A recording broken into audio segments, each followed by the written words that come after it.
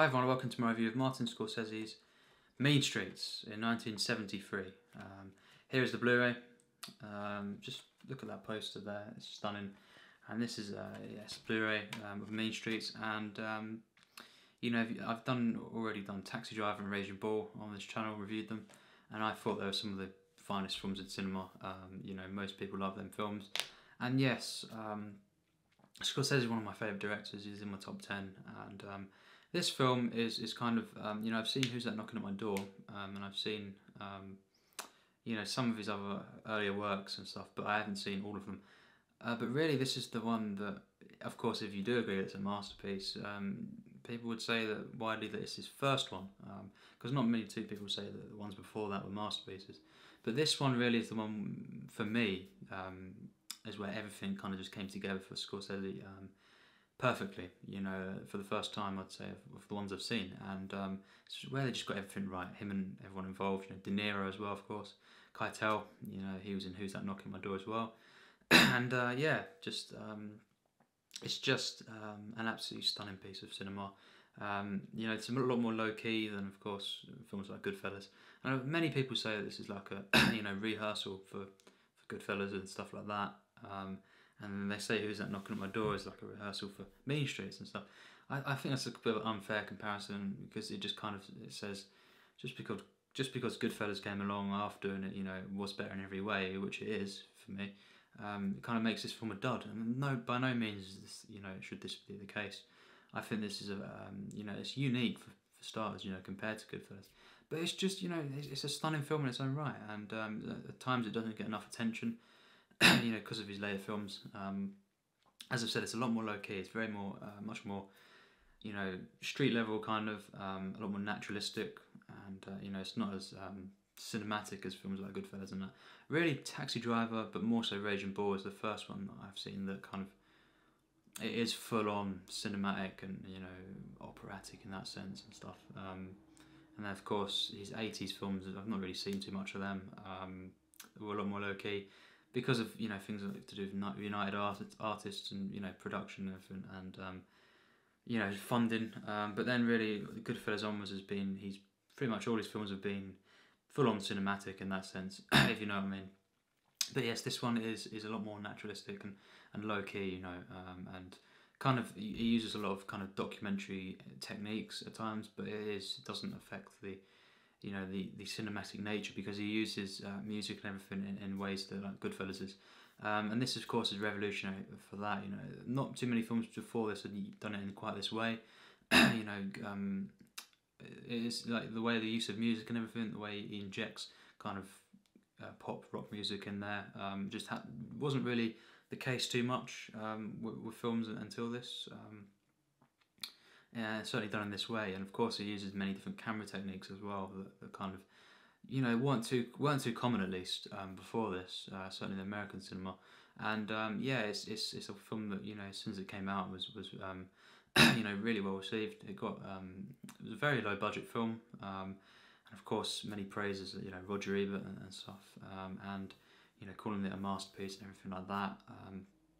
And it's really the one that put him on the map. You know, he was kind of considered to direct The Godfather Part 2, I believe, as well, and stuff around this time. You know, it was becoming big, you know, in that sense. And I really liked Who's That Knocking at My Door, but it's by no means a great film, I don't feel. And it's very much a student film still. But this one is the one that is, for me, full-on confident and just complete vision. And yes, it stars, of course, Robert De Niro, who for me is the greatest actor of all time. Harvey Keitel, who's one of the maybe top 5 most underrated actors, and one of my favourites as well. I think he's brilliant in everything I've seen him in. And as well, you know, you've got some other guys. David Carradine makes a small appearance.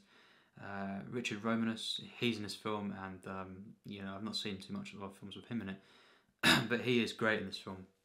But basically, it's set in New York, of course, Little Italy, and you know, it's written mainly by Scorsese, and you know, very, very personal for him. And yeah, it's basically these small time kind of hood guys. You know, Charlie, who's the main character, played by Harvey Keitel, is a debt collector, and you know, he's kind of involved in owning a restaurant kind of thing for his uncle, and of course he's got a girlfriend as well. and she's the cousin of Robert De Niro, who's Johnny Boy in this film. So you've got different characters and relationships and stuff, and many different themes it deals with. Redemption, and of course, different basically how things can hold you back and stuff, and responsibility and all that sort of stuff. The way that Charlie has to kind of look after Johnny Boy. Johnny Boy, played by Robert De Niro, is one of the most strangest characters I've seen. But Robert De Niro in this film is on fire. He is wonderful. Very different to what I've seen really ever of him. It's a lot more energetic. It's kind of a guy that is not all there. Basically, they're saying. And of course, basically throughout the film, this character of Michael, played by Romanus, just keeps asking for his money because, of course, Robert De Niro's character owes him money throughout the film, and that he never gives anyone money in this film. He's always owing people stuff. He's a bit of a kind of waster in that sense. He doesn't have any respect. But Charlie's, of course, close friends with him and kind of linked, with his girlfriend Teresa, because she's his cousin, Robert De Niro's cousin, and it kind of deals with that. Robert De Niro's character is just holding him back, basically, Charlie. But then, of course, as well, he can't quite feel like he can confidently do the things he wants to do, i.e., get with Teresa and stuff like that, because of the people around him, and it deals with all that, expectations in that sense, and it's just a stunning film from start to finish. I love the way that they're introduced. It kind of shows them individually, the main characters, and has their names like a freeze frame kind of thing, and it's just great. It just draws you in like this. When I first saw this film, I was just stunned, and I'd already seen Goodfellas and stuff, and I was just thinking, this is completely different. This is something really just amazing, very underrated. And I kind of went straight online, seeing what people would say about it, and it's not too loved on IMDb. It's now 7.4, and on rankings there are people that put it quite high. I just think it's very undervalued. I suppose more and more over the years it has grown in estimations. I think it's one of Scorsese's, from what I've seen, very best films. Actually, I think it's better than Casino, actually, and films like that, which are already masterpieces. But I think it's just one of the best. I think it's hard to top, really. And for a regular director, I think this would probably most likely be their best film, or top 3. But for Scorsese, it's not even in there because of the films he's made since, which is just a testament to how good he is. But this one's really, really personal. It's a stunning film, and of course the characters are absolutely stunning. They're some of the most memorable in film. I just love the warmth as well. When they're all together and stuff, and the banter, the script. Scorsese just absolutely perfected the script, and it's just very, very naturalistic and free-flowing dialogue that happens in this film. It's just wonderful, I just think it's very true to life and masterfully done there. All the characters stand out amongst each other, and the relationships are so strong, very, very meaningful. And it's got such a sense of charm to the film as well, heart. You just put everything into this, his heart and soul, and it's just stunning. It's a very, very warm film, very emotional films at times, and it's quite short compared to some of his other ones, but it still allows it to, it covers a lot of ground. You get invested fully in these characters despite the short runtime, and it just by the end credits, it's just you're just blown away. Well, I was anyway, and just left really affected by the film. But it's full of energy. Every frame is just full of it, and cinematography in this film is masterful. It's just absolutely stunning. The way the camera glides, as well, the way that he kind of attaches the camera to Harvey Keitel at times. It's also stunning. The tracking shots, the use of slow-mo as well with the editing, stunning. And of course he injects loads of actual pop rock songs and stuff into the film. The Rolling Stones, of course, big fan of this. Scorsese, who isn't? You know, they're one of the best bands, but the way he really, throughout a lot of his films, he uses a lot of their songs. And you know, Jumpin' Jack Flash, Tell Me as well is in this film, and they're used so well. You know, it's just amazing. One of the best entrances in cinema actually is when De Niro comes in through the bar to that music, to Jumpin' Jack Flash. Perfect. You know, Scorsese always knows how to choose the music, but also time it so well.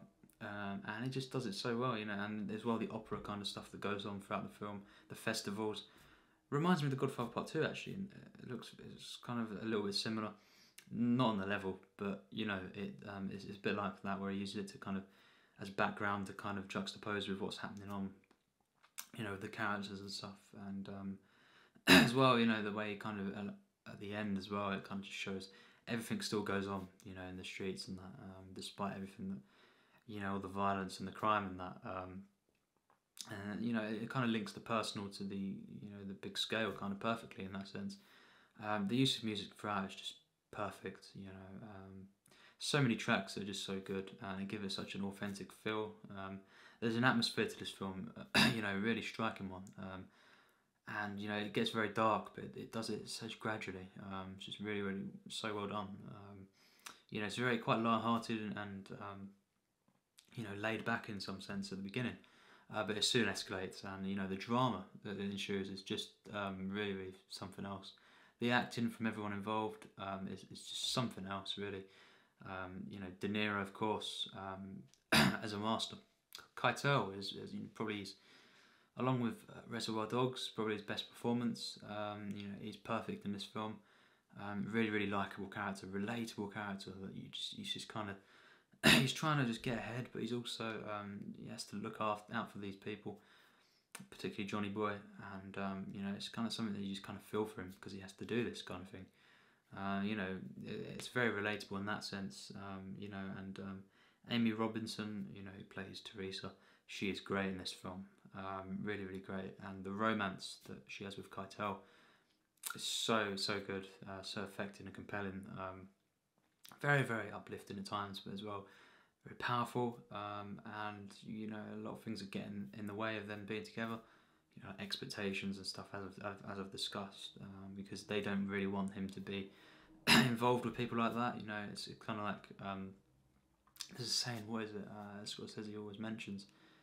But it's something along the lines of you go with, you know, high people walk with high people, or something like that. It will catch on to me, you know, maybe in a bit, but it's basically, you know, he's not really. It's kind of frowned upon to be going around with these kind of down and outers like Robert De Niro in the film, because of his involvement, you know, with his family and stuff.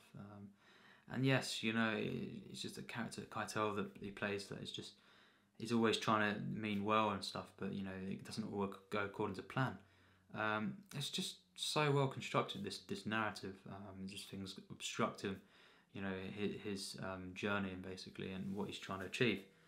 And he plays the role to perfection, like Keitel. You know, just as soon as the opening credits are done, you know, you're already kind of rooting for this character. You know, the opening credits are wonderful. Again, Scorsese kind of using this kind of like home footage sort of style, you know, and using music as well to it. It's just amazing. The opening credits are some of the best in film, actually. I absolutely love it. You know, the Ronettes, "Be My Baby" is played, and it's just perfect. You know, I always think of this film when I think of that song now. I've seen this film maybe about 10 times now, and it just gets better and better every time. I think it's an easy masterpiece. You know, as well as the editing throughout is just stunning. It's flawless, absolutely flawless. It's such a confident film, but you know, one that is very, very, you know, it gets into the houses and everything. It gets right into the everyday life of it, to kind of add relatability, and as well, you know, it's very, very dramatic as well. It's not melodramatic in a bad way, but it does get into the home life, and it is very, very, you know, as well. It's shocking at times with what happens with Michael. Because you know, some of the main plot of the film is Michael is constantly on the on Johnny Boy's case, and therefore Charlie's case, to kind of, you know, get the money back. And it's, you know, it's frustrating. You get frustrated with this Johnny Boy character. You know, just thinking, just play him. You know, and just stop you know, because you feel for Keitel as well, and it has ripple effects throughout the film. In that sense, it's masterfully constructed, the dynamics. You know, I always think back to The Third Man, where you can, you know, that drawing of all the different relationships, where you can actually map it out, has a ripple effect on everything. You know, everything is connected.